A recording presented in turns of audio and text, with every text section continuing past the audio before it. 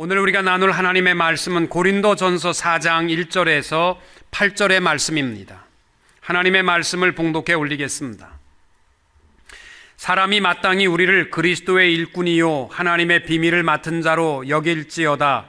그리고 맡은 자들에게 구할 것은 충성이니라. 너희에게나 다른 사람에게나 판단받는 것이 내게는 매우 작은 일이라. 나도 나를 판단하지 아니하노니 내가 자책할 아무것도 깨닫지 못하나 이로 말미암아 의롭다함을 얻지 못하노라. 다만 나를 심판하실 이는 주시니라. 그러므로 때가 이르기 전 곧 주께서 오시기까지 아무것도 판단하지 말라. 그가 어두움에 감추인 것들을 드러내고 마음의 뜻을 나타내시리니 그때에 각 사람에게 하나님으로부터 칭찬이 있으리라.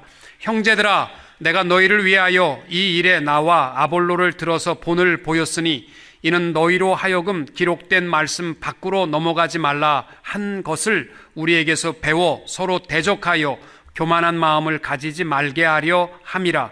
누가 너를 남달리 구별하였느냐? 내게 있는 것 중에 받지 아니한 것이 무엇이냐? 내가 받았은즉 어찌하여 받지 아니한 것 같이 자랑하느냐? 너희가 이미 배부르며 이미 풍성하며 우리 없이도 왕이 되었도다. 우리가 너희와 함께 왕노릇하기 위하여 참으로 너희가 왕이 되기를 원하노라. 아멘. 오늘 말씀의 제목은 맡은 자에게 구할 것은 충성입니다.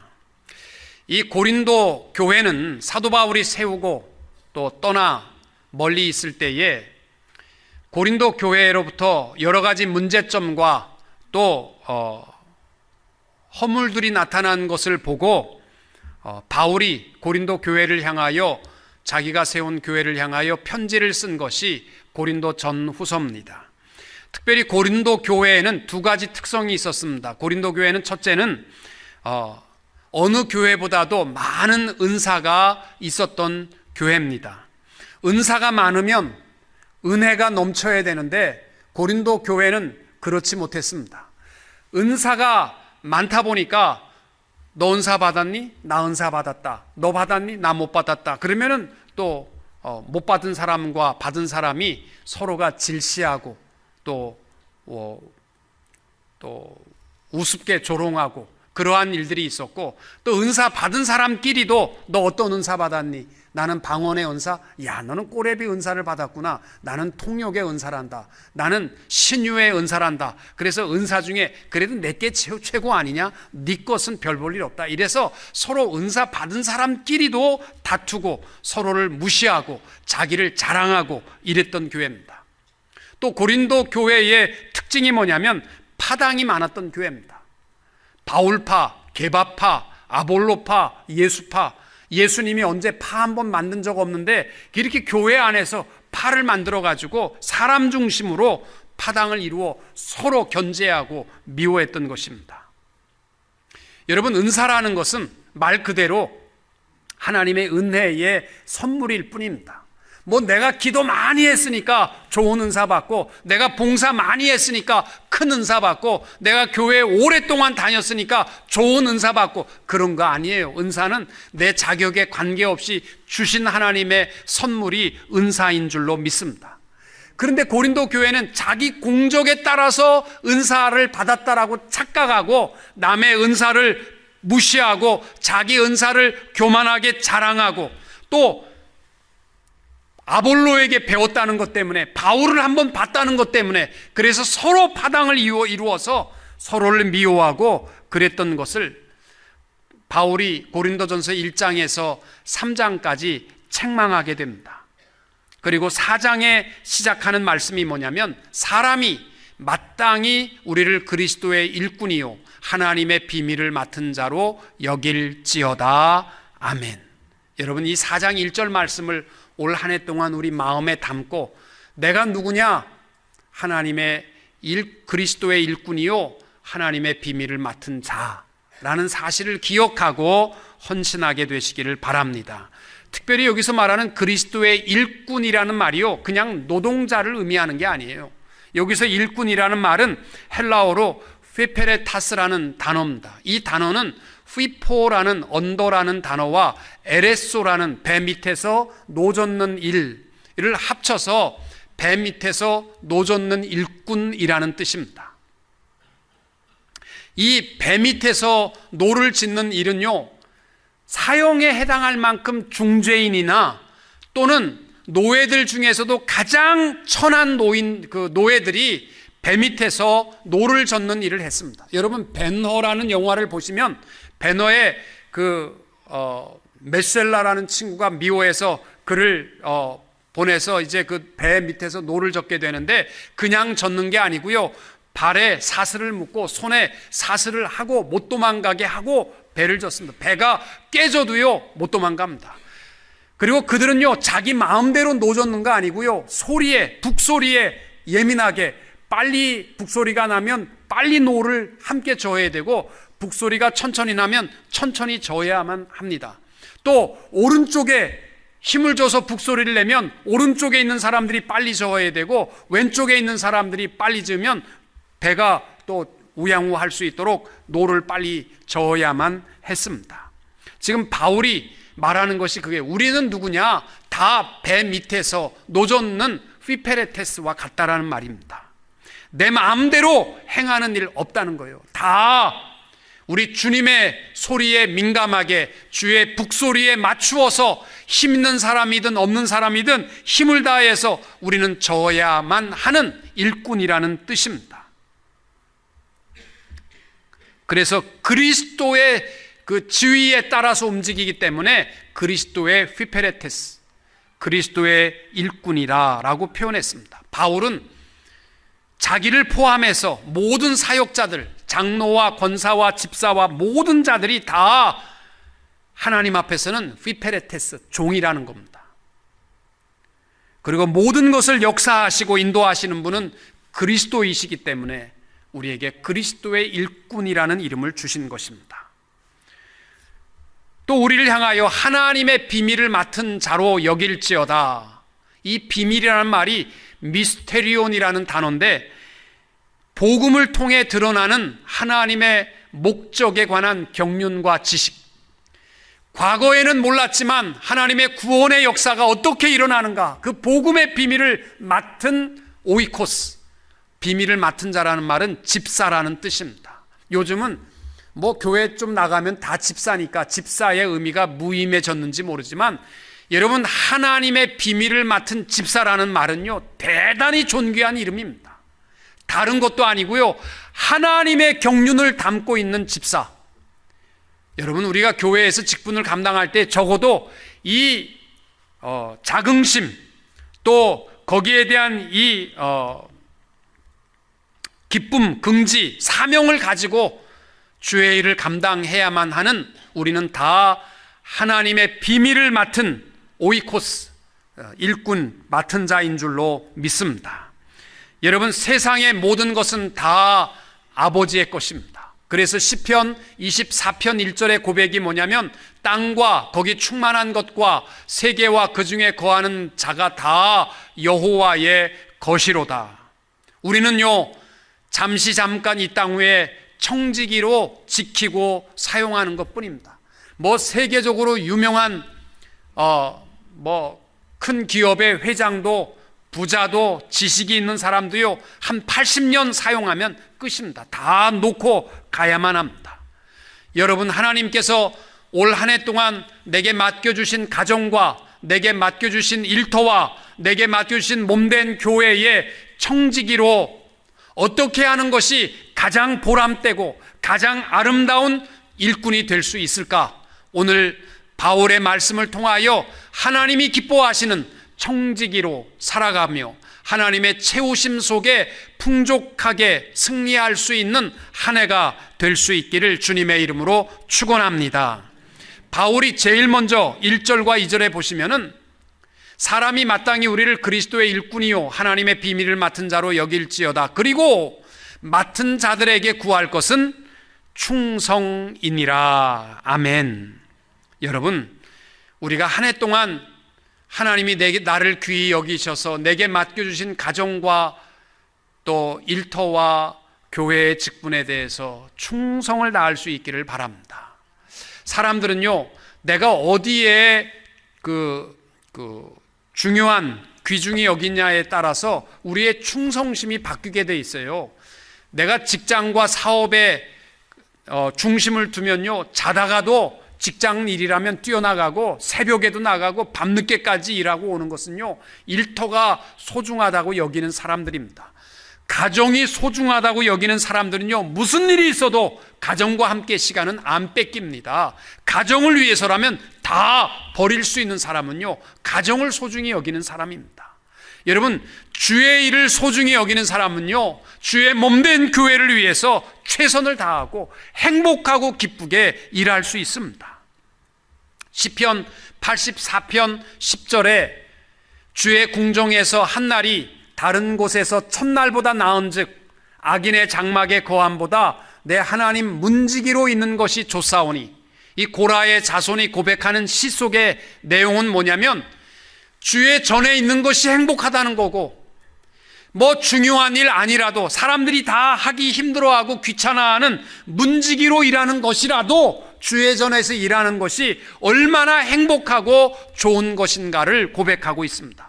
이렇게 고백할 수 있는 사람은 누구냐면 주의 몸된 교회와 내게 주신 성직을 소중히 여기는 사람은 기쁨으로 어떠한 일이든지 할 수 있는 것 줄로 믿습니다. 지난주에 제가 신방을 하면서 사업자 신방을 하면서 우리 한은선 집사님 사업처를 방문했어요. 2주간 결석을 해서 내가 물었습니다. 집사님 왜 결석을 했어? 그랬더니 목사님 연말에 유럽 여행을 다녀왔습니다. 어디를 갔었는데 그랬더니 스위스하고 그리스하고 아덴을 갔다 왔는데 뭐 여러 가지 얘기를 하더라고요. 근데 이것이 자기 혼자 간 게 아니고 가족 모임이었답니다. 자기도 갔고 서울에 있는 딸도 스위스로 왔고 또 미국에 있는 아들도 다 스위스에 와서 만나서 형제들이 함께 여행을 했답니다. 근데 한은선 집사님 동생이 누구냐면 우리 이성준 장로님 와이프거든요. 근데 장로님 가정은 교회 계속 나왔어. 그래서 이성준 장로님네는 못 갔네. 그랬더니 아유 목사님, 이성준 장로님네는요 우리 형제들이 모여도 주일날 빠지는 일이 있으면 통보도 안 해요. 올 생각도 안 하고 통보도 안 한다는 거예요. 제 마음이 좀 찡하더라고요. 우리 교회 장로님 중에서 제일 어린 장로인데 식구들하고 모여서 가는데도 아예 식구들이 제꼈더라고요. 여러분, 제가 장로님에 대해서 그랬어요. 참 어리지만 교회를 정말 사랑하시는 분이구나. 존경하는 마음이 생깁니다. 여러분, 주의 전을 소중히 여기면 기쁨으로 주의 일을 감당할 수 있습니다. 저는 우리 교회 성도님들, 장로, 목사, 또 권사, 집사님들이 다 아마추어처럼 봉사하는 자들이 되지 마시고 좀 봉사의 프로들이 되시기를 바라고 직분자의 프로들이 될 수 있기를 바랍니다. 이 프로라는 말이 영어로 PRO인데 P는 뭐냐면 파지티브, 좀 일꾼들이 긍정적인 일꾼들이 될 수 있기를 바랍니다. 복음에 대해서, 주의 몸된 교회에 대해서. 저는 교회 안에서 일할 수 있는 사람은요 능력 있는 사람이 아니라 부정적인 사람은 되어서는 안 됩니다. 제가 목회하기가 너무 어렵습니다. 무슨 안을 내놔도 다 부정적으로 얘기하면 어려워요. 그래서 주의 일꾼은 누가 해야 되느냐? 긍정적인 사람이 하셔야 돼요. 두 번째로 R은 뭐냐면 responsibility, 책임감 있는 분이 하셔야 돼요. 집사의 직분을 맡기나 구역장의 직분을 맡기나 뭘 맡기든지 하나하나 똑같은 사람이 있어. 그런 분들이 하면 안 됩니다. 복음의 프로는요 맡겨진 일에 대해서 책임감 있게 책임질 수 있는 일꾼들이 되셔야 합니다.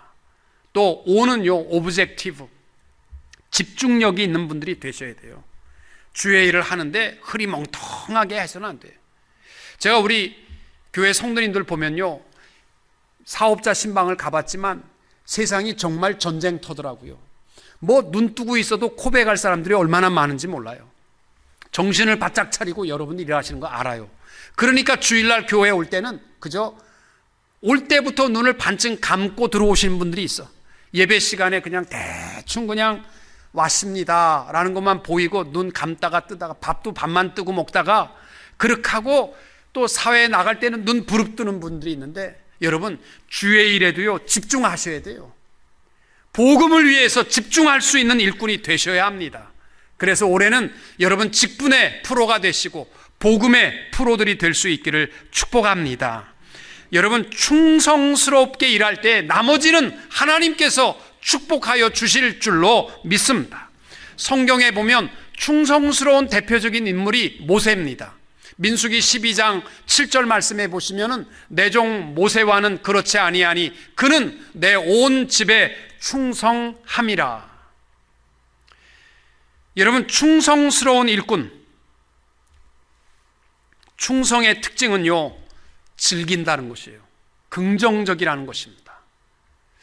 한 사람도 충성스러운 사람이요 막 괴로워하면서 따라가는 것은 충성이 아닙니다. 여리고성에 12명의 정탐꾼이 갔습니다. 그리고 10명은 돌아와서 하는 말이, 그들은 기골이 장대한 안악의 자손들이고 그들의 싸움은 우리는 비교도 안 되는 메뚜기 떼와 같으니까 싸워볼 것도 없이 우리 다 가나안 땅 들어가는 거 포기하고 지도자 뽑아서 애굽의 노예로 돌아가자. 그래서 온 백성들이 서럽게 울었어요. 단 두 사람, 여호수아와 갈렙은 아닙니다.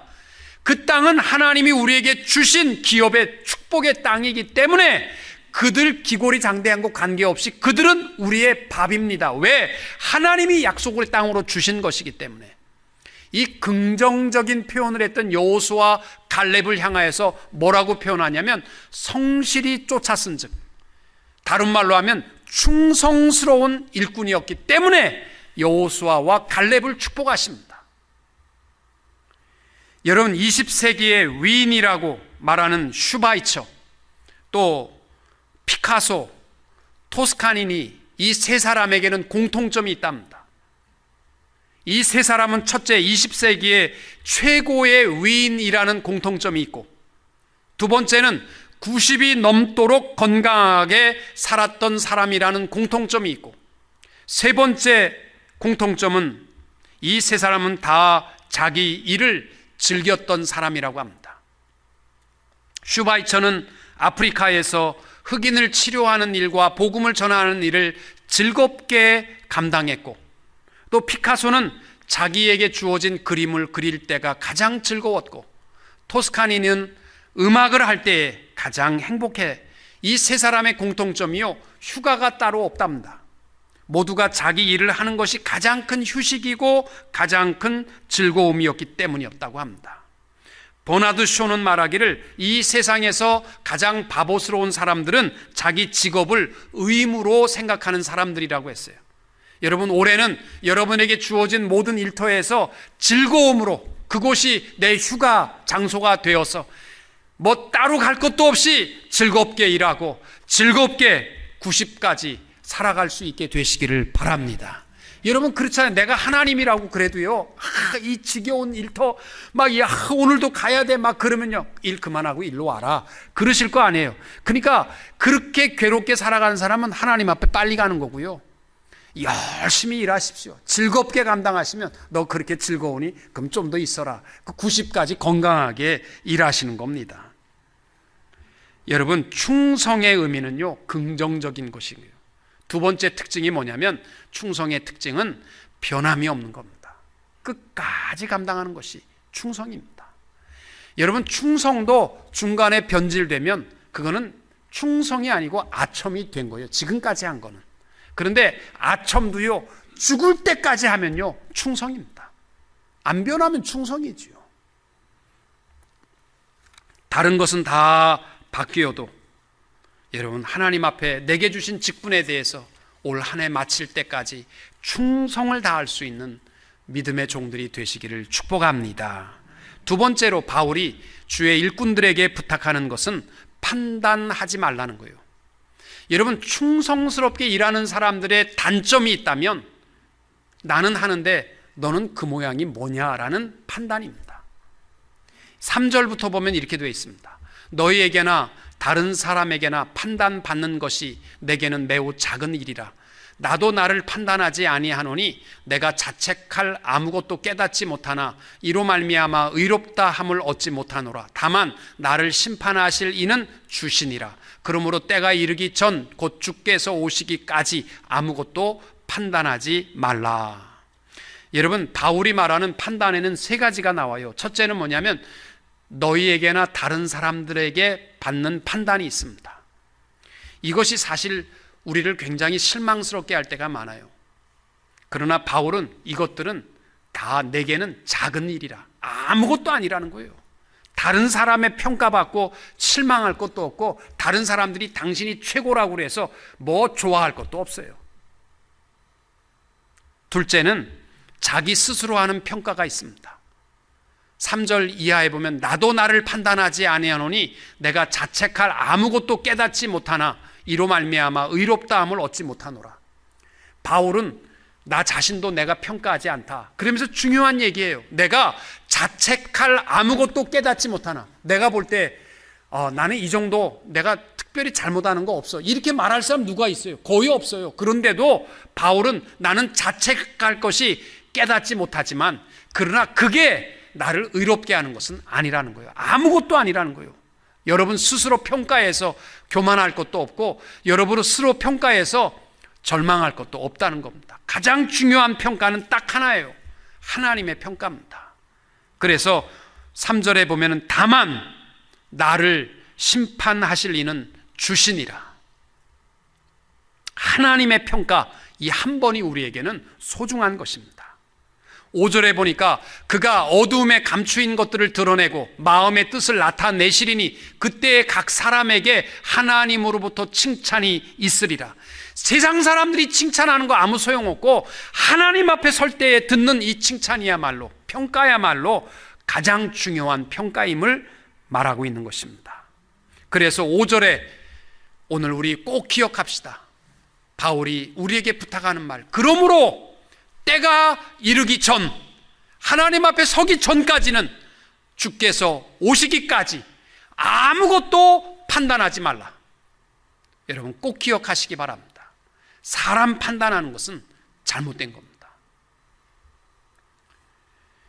2월 우리 첫째 주에 또 둘째 주에 장로와 권사와 안수집사의 선출이 있습니다. 세상의 대통령과 국회의원 뽑는 거는요, 평가받는 거 맞습니다. 여당과 야당으로 어떻게 정책을 세우고 했느냐에 대해서 국민의 평가받는 거 맞아요. 그러나 장로와 권사와 집사를 세우는 것은요, 내 신앙에 평가받는 시간 아니에요. 많은 사람들이 착각하고 있어요. 내가 온 국민의 지지를, 온 교우들의 지지를, 내 신앙을 인정하는구나, 그래서 장로 되는 순간부터 망가지는 사람 많습니다. 평가받는 거 아닙니다. 내가 잘했다는 평가 아니에요. 또 나는 20명밖에 나를 지지를 안 하다니, 그래가지고 실망해가지고, 여러분 평가하는 시간 아닙니다. 어찌 보면요, 하나님께서 더 헌신하고 더 충성스럽게 일할 사람을 선택하기 위한 방편입니다. 이것 때문에 교만하고 이것 때문에 실망하는 사람은요, 절대로 하나님의 일을 충성되이 감당할 수 없는 사람입니다. 어찌 보면요, 교우들이 보면 누구를 뽑느냐면 저 사람이 장로되면 내 말을 잘 들어줄 것 같은 사람을 세우는 거예요. 원래 그래요. 괜찮은 겁니다. 일을 잘 하실 분, 그러한 분들을 세우는 거지 판단하는 시간 아닙니다. 지난번에도 어떤 분이 교회를 떠나면서 내가 교회에 이 정도밖에 인정을 못 받았어, 속상해서 떠난다는 거예요. 이런 평가받는 시간 아니라는 거 꼭 기억하시기를 부탁드립니다. 고린도 교회가 왜 그렇게 많이 싸웠느냐? 이유는 뭐냐면 서로 판단하고 평가하는 자기 기준 때문이에요. 김상혁 목사님이 쓴 하늘에 사시는 우리 아버지여라는 책이 있는데, 그 책에 보면 원주에 사는 어느 신부의 실제적인 이야기를 싣고 있습니다. 원주에 사시는 캐톨릭 신부님이신데, 캐톨릭 신부는 개신교 목사님과 같지 않아 술, 담배를 많이 합니다. 그래서 이 신부가 한밤중에 원주 시내에 있는 술집에 들어가서 술을 먹는데 너무 많이 마셔서 꼭지가 틀어진 거예요. 그래가지고 술집에서 신부님이 난동을 친 겁니다. 그래서 테이블을 집어던지고 탁자를 집어던지고 깨고 욕하고 난리가 난 거예요. 그래서 주인이 말려도 안 되니까 경찰에 신고를 해서 경찰서에서 오기 전에 그 성도가 누가 보고 교회에 그 교우들 중에 대표가 이 술집에 와서 이 술값 계산하고 또 난동 핀 거 보상 다 이 원주의 유력한 그 이름만 들어도 다 아시는 분이라는데 유지인데 그분이 다 갚아주고 술집 주인에게 절대로 이것이 신문에 나지 않도록 좀 부탁드린다. 그렇게 부탁을 하고 신부님을 모시고 집에 간 거예요. 진짜 신문에 안 났습니다. 경찰이 오기 전에 다 처리해버렸기 때문입니다. 교회에서도 아무도 이 신부님에 대한 얘기를 안 했답니다. 그런데 신부님이 이제 깨나서 그 소식을 들은 겁니다. 자기가 가서 난동을 치고 교인들이 가서 자기를 다 갚아주고 자기를 데려온 소식을 듣고 도저히 자기가 신부의 역할을 원주에서 감당할 수 없어서 사표를 냈습니다. 그랬을 때 교우 대표가 가서 이 신부에게 눈물로 호소했답니다. 그게 뭐냐면 신부님은 우리의 아버지이십니다. 실수했다고 해서 아버지를 버리는 자식들이 어디 있습니까? 사임하시려는 그 마음으로 더 독하게 성직의 길을 정진하셔서 자식들을 위해 사랑해 주시고 기도해 주시는 참 아버지가 되어 주세요. 여러분, 이 이야기 들어도 졸릴 뿐입니까?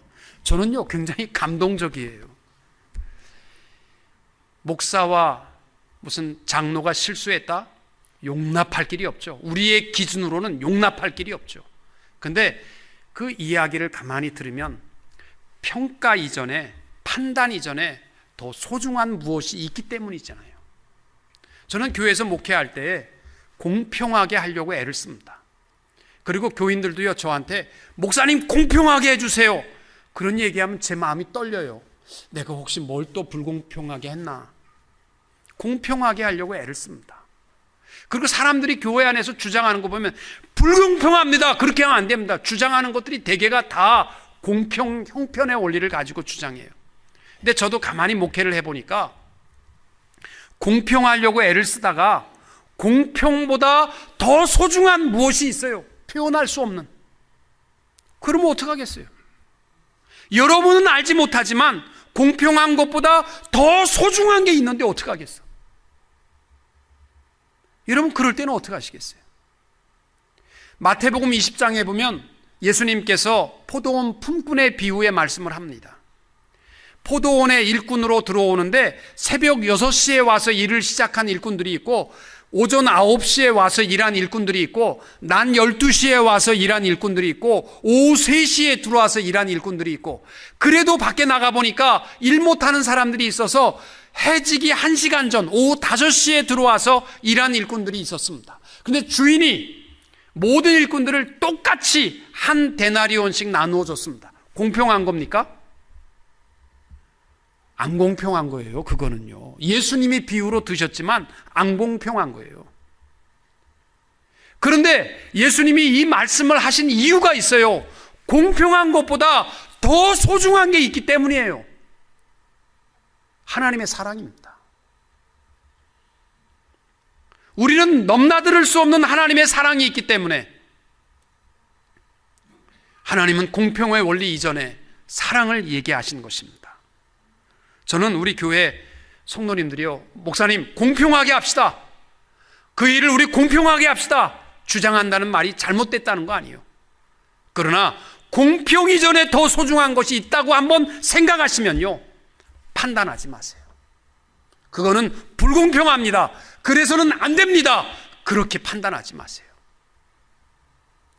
오늘 바울이 고린도 교회에 부탁하는 것이 그예요. 충성되게 일하는 사람들을 특별히 판단하지 말라는 거예요. 자기의 잣대를 가지고 하지 말라는 거예요. 고린도 교회가 자기 잣대를 가지고 판단하다 보니까 싸움이, 분열이 끝없이 계속되었던 것입니다. 세 번째로 바울이 고린도 교회에 부탁하는 것은 겸손한 일꾼이 되라는 겁니다. 충성된 일꾼의 단점이 뭐냐면, 잘 나타나기 쉬운 게 뭐냐면 교만해지기 쉽습니다. 그래서 충성과 더불어 부탁하는 것이 겸손입니다. 6절 이하의 형제들아, 내가 너희를 위하여 이 일에 나와 아볼로를 들어서 본을 보였으니 이는 너희로 하여금 기록된 말씀 밖으로 넘어가지 말라 한 것을 우리에게서 배워 서로 대적하여 교만한 마음을 가지지 말게 하려 함이라. 아멘. 여러분, 주의 일은 교만하면 다 깨어지게 되어 있습니다. 야고보서 4장 6절에 보면 우리 하나님은 교만한 자를 물리치시고 겸손한 자에게 은혜를 주시는 하나님이신데, 주의 일을 감당할 때 교만하면 하나님이 그를 붙들지 아니하십니다. 교회들마다 고통스러워하는 문제의 원인을 보면은 열심당원들의, 충성스러운 일꾼들의 로부터 문제가 발생하는 것을 볼 수 있습니다. 겸손을 겸비하지 못한 충성은 문제가 될 수 있습니다. 7절에서 바울이 세 가지를 질문합니다. 첫째는 뭐냐면, 누가 너희를 하나님의 자녀로 구별했느냐? 둘째는 내게 있는 것 중에 하나님으로부터 받지 아니한 것이 무엇이 있느냐? 셋째는 내가 다 받았다면 어찌해서 받지 아니한 것처럼 자랑하느냐? 여러분, 우리는 하나님이 나를 부르셨고 하나님이 나에게 은사를 주셨고 다 하나님께 받았기 때문에 자랑할 것은 아무것도 없습니다.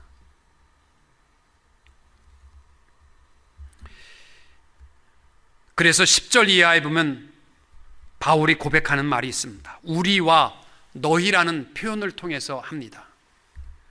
우리는 미련하고 약하고 너희는 강하고 존귀하고, 우리는 줄이고 목마르고 헐벗고 매를 맞고 정처 없지만 너희는 이미 배부르고 부요하고, 우리는 세상에 더럽고 만물의 찢기같이 구경거리가 되었지만 너희는 왕노릇하였고, 우리는 매맞고 모욕당하고 핍박당하고 비방당하였지만 너희는 서로 대적하고 교만하였다는 것입니다.